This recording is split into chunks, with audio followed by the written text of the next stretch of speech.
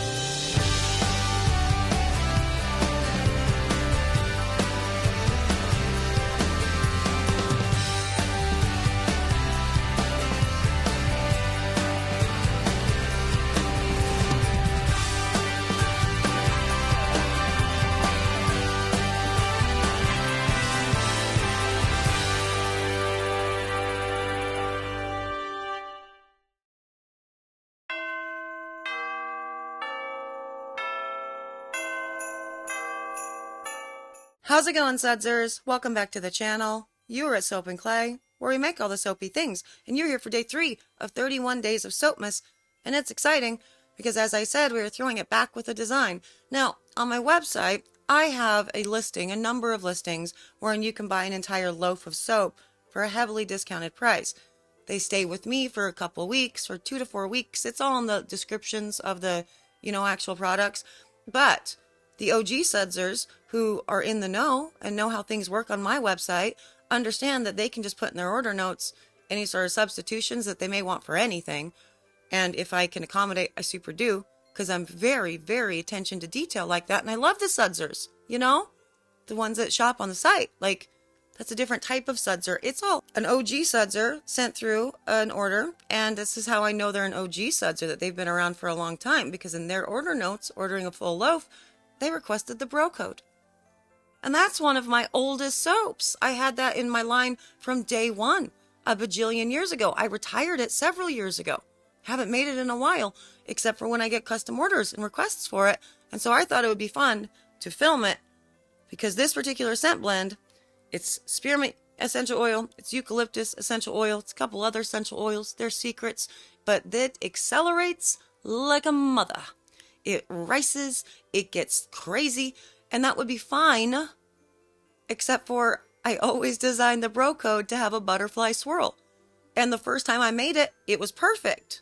You can go way back onto my, Facebook stuff when I was still doing social media. I don't do that much anymore. And see it, it was perfect. It's beautiful. But then it started accelerating like a mother, and so I continued on with the design. That's one of the reasons why I discontinued it, actually, was because it was kind of a pain to make, and the Sudsers, or the Soapprentices, had a hard time, mimicking it, so it became one that only I could make. Anyway, big old thing. And so I'm going to show you that pour, because it does accelerate, but I'm still able to get a beautiful swirl in with my, hanger tool and stuff. So I'm going to show you how that's done, and we're going to talk about it and all the things. And it's bro code, and that's cool. So let's get to the video, and we can go look at all the cool.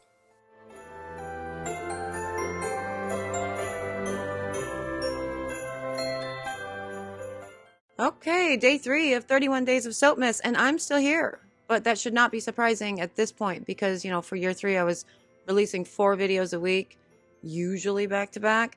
And so I would expect to still be here. Let's see where I am on day 5. But today we are going to talk about acceleration, separation, ricing, working with things in soap batter and whatever that get really spicy, and, how you work through the design, and if it ends up showing up in the finished product. Now, just to be completely transparent with all of this, so this is the bro code, and as I said, I kind of discontinued this from my line a couple years ago. One of the reasons being, it is kind of a difficult soap to make because I made it difficult for myself because the first batch was great, and then it stopped being so fun. And the soap apprentices, all of them historically across the board, every one of them over the years, they have not liked making this one. They get the little sweat beads on their forehead, like, oh no, I don't want to do it. And so it became just one of the things on my list, which like I have to do this no matter what, because I don't want them to be all stressed out. And my big rule in life with anybody that I interact with whether it's my kids or my employees, I will never ask them to do something that I am unwilling to do or cannot do. And so, yeah, that was the thing, and they weren't having fun with any of it. And so I was like, well, I'll pick it up. I'll continue to do it.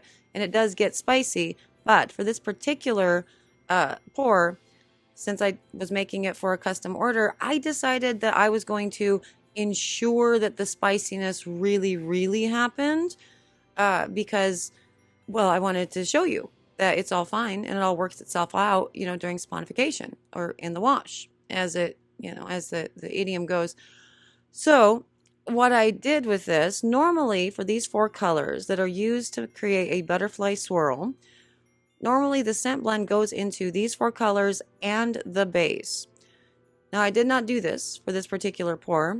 I instead decided to keep these 4 colors without scent at all, and then put the max load, so the total amount of the scent blend that is used for the entire, batch, into just the base. And so we have 6, 12, 18, 24 ounces in total removed from this batch that are not getting scented at all. And so the remaining, 38 ounces of soap batter gets the full load of scent.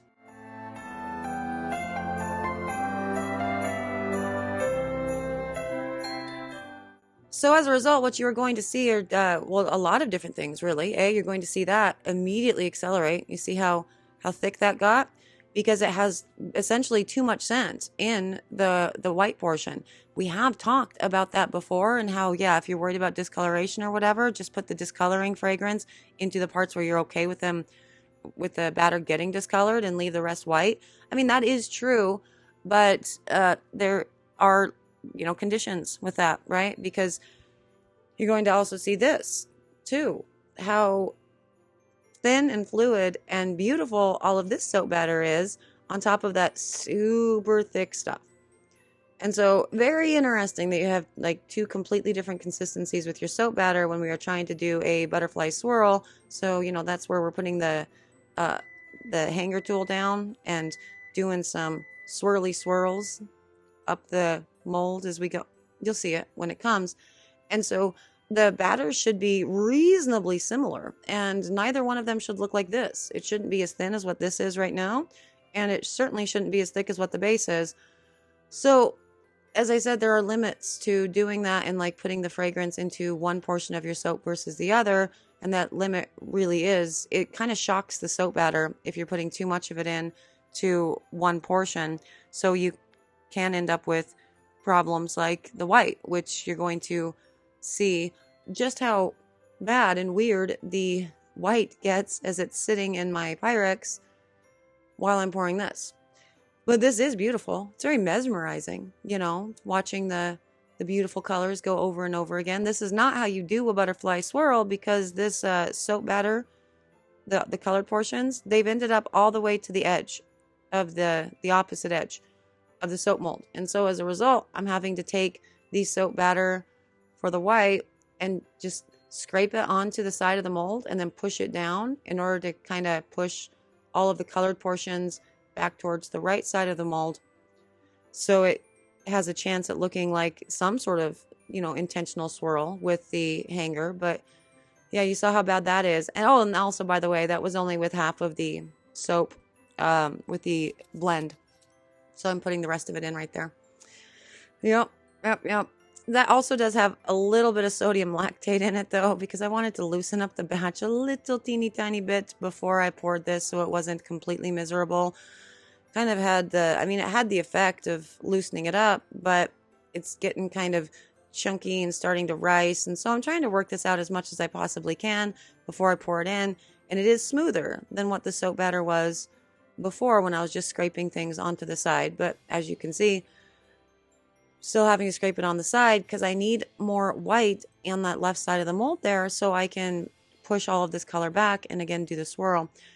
And at some point it's just working with soap on a stick, and it's dirty. It's not a lot of fun, and you see how grainy all of the texture is and how not fun it is, and you can get concerned at this point, like, oh my gosh, this is what my end result is going to look like.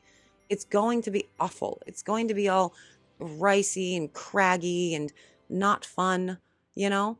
And so this is why I wanted to do this, to show maybe new soap makers or people that have had bad batch experiences and just kind of panicked and dumped everything into the mold right away, that you can still achieve, you know, a really pretty color, a really pretty swirl or design, even when you have awful looking soap like this. And when you cut it, you can't tell that you had this big mess.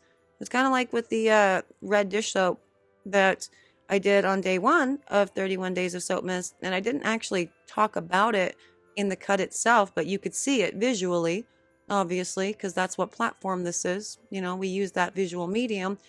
The soap, when I was cutting it, it was as smooth as butter.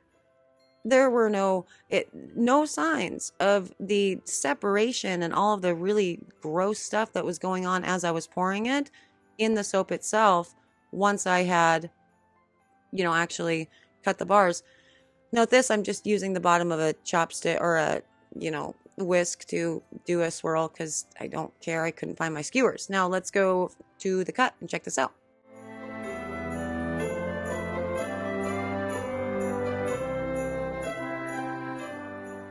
Okay, and onto the cut, and this was C-popped and gelled, and I do believe a good C-pop definitely helps out with the soap that you saw separation or acceleration issues in, because it really does add more heat to the saponification cycle than it would normally go through just sitting on the counter, and it's really loosening up all of those overly tight bonds that were made, you know, during your acceleration. So I do recommend a good C-pop and a good gel anytime that you have those sorts of issues, unless, of course, as I said, it's like a 100% coconut oil soap that's going to overheat and start doing the alien brain explosion thing on the top, which I don't think I talked about in the day 1 footage, but if you are experiencing that, or if you know that your soap is prone to do that, you can totally just take that soap, that 100% coconut oil soap, right after you've made it, stick it directly in your fridge or in a cold place so it doesn't overheat and do that. If it does overheat, it's not the end of the world. I've shown you a whole bunch of soap tops that have cracked, and those are, you know, salvageable by just plating off the top. But if you've done a decorative top, well, then you're screwed, and that sucks. You've lost your decoration. So I would recommend sticking them just directly from making it right into the fridge to lower that temperature. It's still going to sponify. It's still going to be fine, but it will ensure that you don't get that alien brain or, you know, the cracked soap tops from the overheating. Now, I am taking the soap because this was cut about 12-ish hours after pouring, and so it's still very soft. And so I am taking the soap ends, the pieces, and cleaning up all the edges with the existing, you know, soap batter, or, you know, soap, and filling in, because there were a couple holes, as you could see, throughout a lot of this. And that was because, yeah, again, it was very, very thick. I should have pounded it down. I did not do any of that to remove a couple air bubbles. But aside from that, there's nothing that suggests this soap had problems during the pour, you know? Is it a butterfly? No. I would not call that a butterfly. I don't know where I would even find the match to that guy. So it's definitely not a butterfly, but it is a really interesting pattern. I think it's probably cooler than a butterfly pattern for the bro code. I don't know why, but I like it. I'll say ship it. That one kind of looked like it had a face on it. There you go. There's the bro code. Accelerating soap that still looks freaking amazing. And there it is, the bro code. And yeah, it's not the perfect butterfly swirl. I wouldn't submit this for like a challenge winner of a butterfly swirl specifically, you know, but it is beautiful. Every single bar, It's unique, gorgeous, all the things. It ticks all the boxes. So the sudser that gets it, they're going to get the scent and the exfoliation because it has jojoba beads in it. I don't know if I mentioned that. And the design and all the colors and all the things, and it's going to be great. It's perfect. So I guess this is just another example that you can see, you know, in living color of you being able to continue to make awesome soaps, even if your soap batter does really wild things that you weren't expecting. So there's that. Don't freak out. Don't panic in the middle of your soap process. You can pivot, you can make layers, or you can keep going, you know, and sometimes it ends up really beautiful. And also interesting, I've shown you two soaps this week that have accelerated like crazy. And I showed you with the red dish soap how I was just stirring it back in because it definitely started ricing. And I just stirred it back in when it was still in the mold because that's a solid color, right?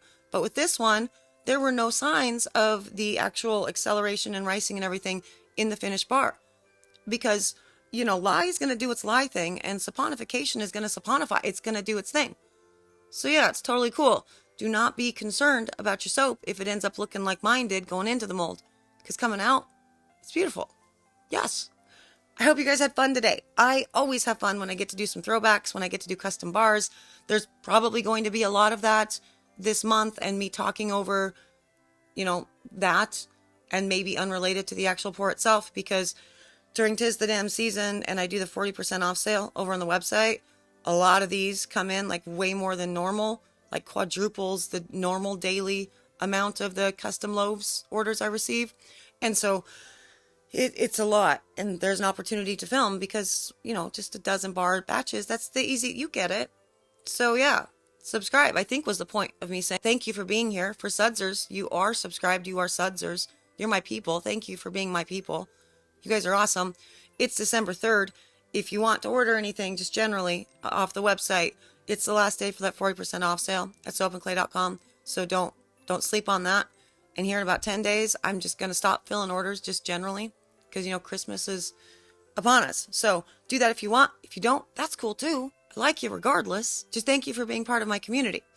I am out of here. I think I probably already said that, but that's how I roll. I will see you guys all again tomorrow for another round of 31 Days of Soapmas. Daily content again. Soapy fun. Bye.